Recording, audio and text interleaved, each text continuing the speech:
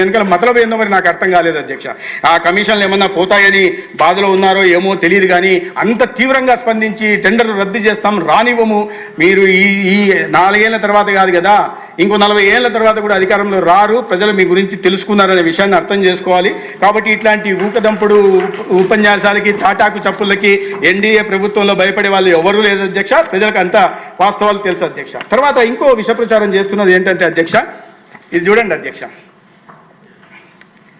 10 ఏళ్ళు సీఎం, ఒక్క వైద్య కళాశాల తేలేదు, అది చంద్రబాబు ఘనత.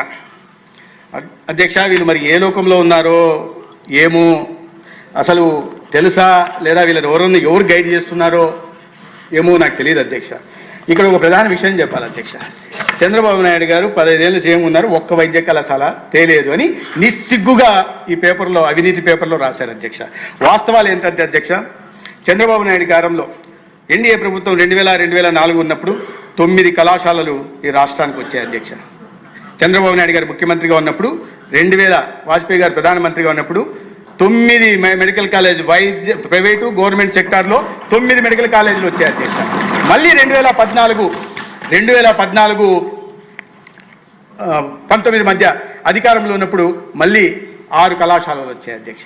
ఇప్పుడు 2024 మళ్ళీ వచ్చిన తర్వాత 2 కళాశాలలు వచ్చాయి. వెరసి మొత్తం 17 వైద్య కళాశాలలు, మెడికల్ కాలేజీలు ఆంధ్రప్రదేశ్కి వచ్చాయి అధ్యక్ష.